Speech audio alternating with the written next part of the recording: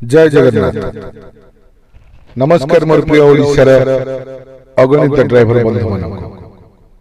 बंधुगण आपण मानकर अवगति निमंते जणाई दवा पई चाहूछु जे आसंता सेप्टेम्बर 1 तारिख को ड्राइवर दिवस रूपे पालन करबा पई ओडिशा ड्राइवर महासंघ पक्षर कहा जायछि।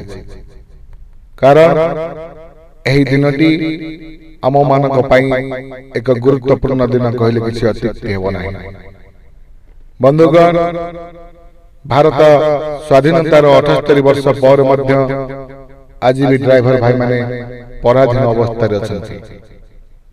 दीर्घ 4 वर्ष ऊर्ध्व समय संग्राम करी ओडिशा ड्राइवर महासंघर सभापति श्रीयुक्त प्रशांत मेंडोली, संपादक चैतन्य प्रधान, सह संपादक घनश्याम बेहरा, कोषाध्यक्ष आदित्य प्रसाद एवं राज्य कमिटी नेतृत्व रे आज सारा भारत वर्ष रे ओडिशा ड्राइवर महासंघ तार संगठन विस्तार करि सारिछि, जहाँकि ड्राइवर बंधुक पई एक स्वाधीनतार वार्ता सृष्टि करिछि।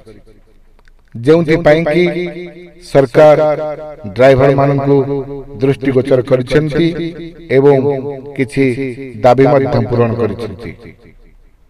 आपण मानक सहयोग रे ओडिशा ड्राइवर महासंघ एते बड़ संगठन तयारी करि परिछि।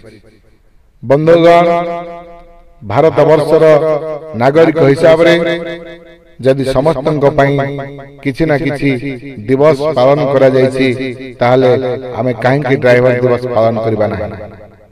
निश्चिंत रूपे आमे माने सेप्टेम्बर 1 को ड्राइवर दिवस रूपे पालन करबा।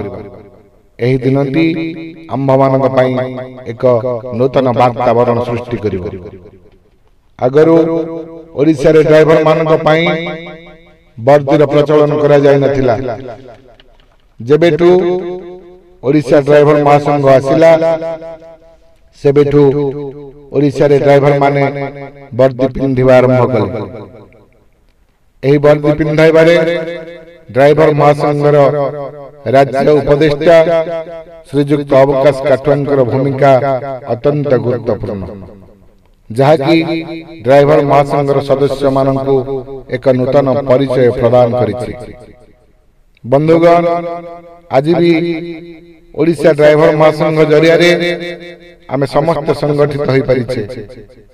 तेणु संगठन को सुदृढ़ करबा सहित सेप्टेम्बर 1 को ड्राइवर दिवस रूपे पालन करिबा।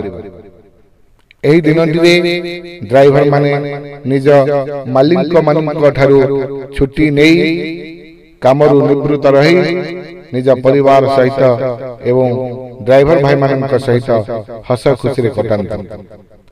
जदि श्रमिक दिवस रे श्रमिक माने छुट्टी नेई श्रमिक दिवस पालन करि पारुछंती ताले आमे ड्राइवर भाई माने काहे कि छुट्टी नेई ड्राइवर दिवस पालन करबा नाही। तेणु प्रत्येक ड्राइवर भाई मानक अनुरोध सेप्टेम्बर 1 को ड्राइवर दिवस रूपे पालन करंतु। भूलंतु नहीं मोर ड्राइवर बंधु माने आसंता सेप्टेम्बर 1 रे आमे समस्त एकजुट हबा एवं ड्राइवर दिवस को धूमधाम रे पालन करिबा। जय जगन्नाथ। नमस्कार।